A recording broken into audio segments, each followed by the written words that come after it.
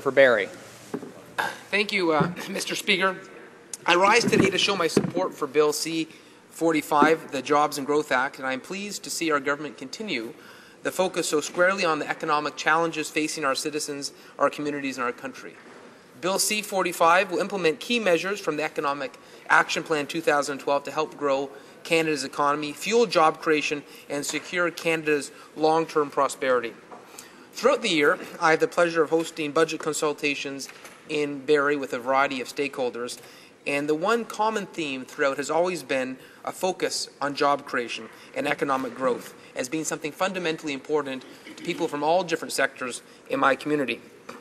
Each stakeholder has provided insightful contributions from the different aspects of our city, but they all share the same concerns, as do most Canadians: ensuring good jobs are available, keeping taxes low, and the continuation of sensible investments being made to achieve our common goals of long-term growth and prosperity. Mr. Speaker, through the steady leadership of our Prime Minister and our Minister of Finance, we have seen Canada's economy expand in 11 of the last 12 quarters since mid-2009. We have seen Canada create over 820,000 net new jobs over the same period, and Canada has had by far the best rate of job creation in the entire G7 since 2006. We have seen Canada maintain its AAA credit rating through the period of economic downturn and uncertainty, and we continue to see Canada with the lowest net debt to GDP ratio and the lowest overall tax rate on new business investment in the G7.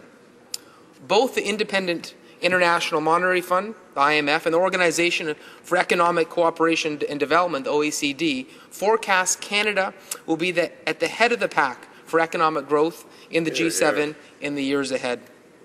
And Mr. Speaker, I'm particularly proud to share with the House what the head of the International Monetary Fund thinks of our government's handling of the economy since the global economic crisis hit in 2008. And these comments came out actually just this week. The IMF's Christine Lagarde declares that Canada's economy should be a model for the countries trying to fix their own financial systems.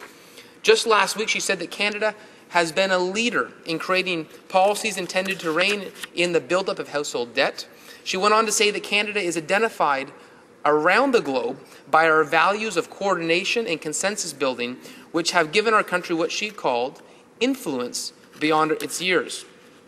Ms. Lagarde also applauded the decision of our finance minister to boost down payments on new mortgages for home buyers as an example of household debt restraint that others should follow. She said all of these new reforms comprise the tools so far that will help us shape our future financial system. We must shape the system so it cannot again hold us ransom to the consequence of its failings. Mr. Speaker, a well-capitalized financial sector and a sound regulatory and supervisory system meant that financial institutions in Canada were better able to weather the 2008 global financial crisis than other countries. Indeed, the World Economic Forum has ranked Canada's banking system as the soundest in the world for 5 straight years. Our government is committed to maintaining this Canadian advantage. Canada has made significant progress in implementing the G20 financial sector reform agenda and will continue to play a leadership role in promoting a sound financial sector regulatory internationally. Our government appreciates the IMF recognizing these important achievements. However, in all this good news, the global economy remains fragile. Canada is not immune to the renewed weakness in the global economy, especially in Europe. In particular, Canada has been affected by the lower commodity prices, which are dampening government revenue growth. So, Mr. Speaker, we need to focus even more on jobs and promoting economic growth and realizing savings within government operations to ensure Canada's economic advantage remains strong into the long term. At the same time, it's just as important that we continue making key investments in innovation and education to help make sure that Canada continues to create good jobs and that Canadians are ready to fill them. We are supporting Canadian universities and researchers with a strengthened emphasis on projects that have a commercial potential. Economic Action Plan 2012 took significant steps to encourage entrepreneurship, innovation, and world-class research with over $1.1 billion in significant investments for research and development, $500 million for venture capital, support for increased public and private research collaboration, and much, much more. Just last month, I was proud to see this have an effect in my own riding in Barrie, Ontario. I was proud to be on hand officially to open the IBM Data and Research Centre in the south end of Barrie. This new data centre in Barrie is part of a much larger project. The federal government's $20 million investment was the catalyst for IBM's $213 million initiative to create a Southern Ontario smart computing and innovation platform. Our government's investment targeted to create 145 full-time positions, high-skilled, high-paying, in 3 different cities in Southern Ontario, including 45 positions at the Barrie site. These are not job transfers, they are new hires. And it's also creating a research and development centre within the IBM site that's going to do research on clean energy, environmental systems, and brain mapping, neural mapping. So it's state-of-the-art research, and it's exciting to see what a private and public partnership can do to create jobs in Southern Ontario.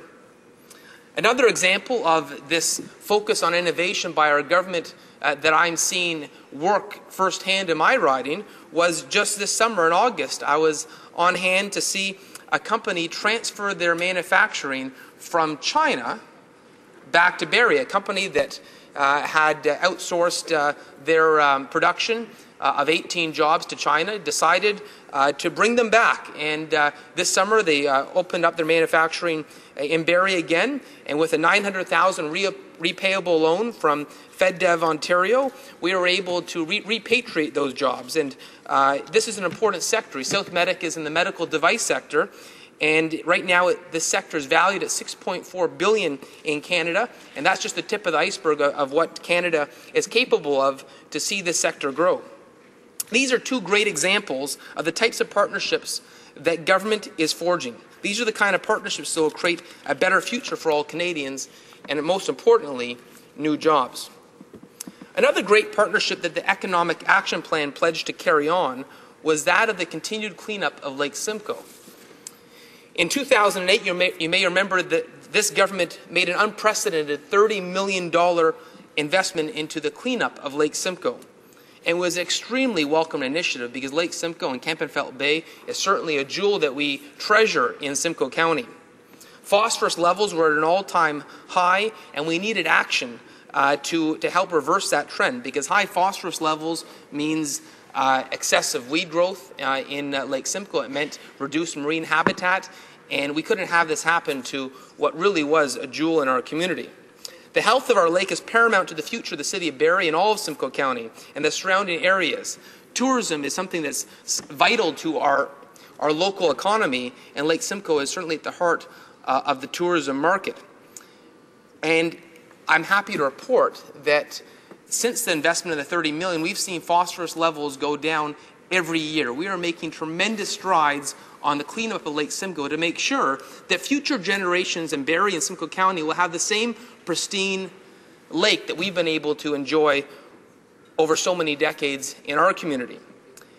And this Economic Action Plan 2012 continued the commitment to clean up Lake Simcoe. The 5-year cleanup fund had expired, but this budget expressed a willingness and a commitment to renew this fund and to continue the cleanup of Lake Simcoe. And I can tell you that is something that is tremendously appreciated in our community, and I'm so glad that our Minister of Finance had the wisdom to recognize that this was a fund, this was a partnership that was working. The federal dollars, leveraged with funds from the Lake Simcoe Conservation Authority and all the municipalities in Simcoe County, has made a profound impact on our local environment. Mr. Speaker, I'm also very pleased to see that Bill C-45 is extending the hiring credit for small businesses for another year. The credit of up to $1,000 against EI premiums is a great help to encourage more small businesses. Small businesses are the engine for job creation in Canada and are indispensable in their role as job creators. I see that every day in Barrie. Small businesses are certainly at the heart of our community, and it's great to see a budget that certainly helps small businesses. Realizing that I am limited in time, I just wanted to say that I want to commend my colleague, the Minister of Finance, on the Jobs and Growth Act 2012. The bill builds on terrific work laid out in the Economic Action Plan, and it meets the economic challenges facing our country head-on. On behalf of my constituents and the various stakeholders in Barrie, I want to sincerely thank the Minister and his team for their hard work on what will be an excellent investment and understanding of the Canadian economy. Question et commentaire, l'honorable. The honourable member for Rimouski, Neja, Témiscouata, Les Basques. Thank you, Mr. Speaker. As you know, we have a lot of concerns in terms of the manner in which this bill, C-45, was presented to us as the official opposition. Several times, members have asked if various specific sections of the bill, which in our opinion should be studied separately, indeed be split off from the bill. And what we're hearing from the government, and what we've heard since the beginning of the debate, is that, as the Minister of Finance mentioned, we thought mistakenly, that everything comes from the 2012 budget. And I'll mention one. Over the last few years, the Employment Insurance Office of Canada will continue to set the premium rates, but the government has limited the increase to until the budget is balanced. And so this is in the budget of 2012. And what do we find in the budget implementation bill is that this office has been abolished. So I'd like the member who just made this presentation explain to us how the government can justify the fact that the measures that are indeed in the bill were in the budget, whereas that's not quite the case. And secondly, how come this government is so lacking in transparency and insists that several things that have nothing to do with this budget of 2012 be in this bill and not be studied separately? Mr. Speaker, and thank you for the question. In terms of the length of the budget bill, it's certainly consistent with past budget bills we've seen, whether in the previous Liberal government or in recent budgets. Obviously, this budget was ambitious, and it's important to have an ambitious agenda that covers many areas, because we are in the midst of a still very fragile global economy, and the fact that Canada has led the way is because we're being so ambitious and doing everything possible to create to make sure we have a government that is lean, that's efficient, and a government that creates jobs and focuses its efforts on creating jobs. And I realize the NDP have a different philosophy when it comes to budgets, and they're certainly entitled to disagree. I remember when they were in power in Ontario, the results of their philosophy on governing was to run the government to a massive, massive deficit, to see Ontario lose 10,000 jobs, and actually to shut down medical enrollment in med schools in Ontario. They took cuts to key programs. That's certainly an approach that we don't adopt here. Hear, hear.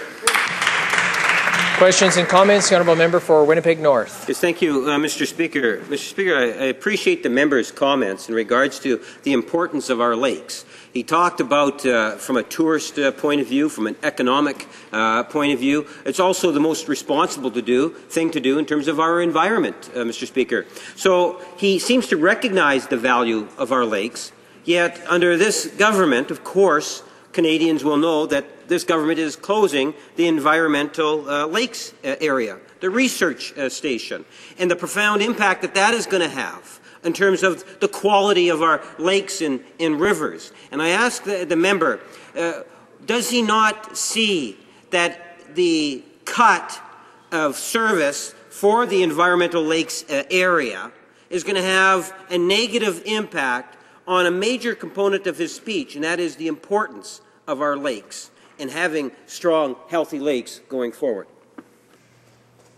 The honourable member for Barrie. Thank you, Mr. Speaker, and I'm glad that the member brought up the importance of our lakes, because I can tell you it wasn't just Lake Simcoe that this government invested funds in the cleanup. It was Lake Winnipeg. I'm sure the member knows that our Prime Minister was in Manitoba on August 2nd of this year to make that profound commitment to Lake Winnipeg. And I would note that never in our history have we seen a federal government invest so much in cleaning up our lakes. You know, when the Liberals were in power, the party that the member belongs to, they completely declined to have any efforts to clean up Lake Winnipeg. And it was a shame. We saw Lake Winnipeg reach, unfortunately, its worst state because of this complete lack of interest in the health of Lake Winnipeg. It took a Conservative government and a Conservative Prime Minister to finally invest in cleaning up Lake Simcoe and cleaning up Lake Winnipeg. And if the member opposite is truly committed to supporting the cleanup of Lake Winnipeg, you would think he'd support this budget wholeheartedly. Resuming debate, the honourable member for Winnipeg.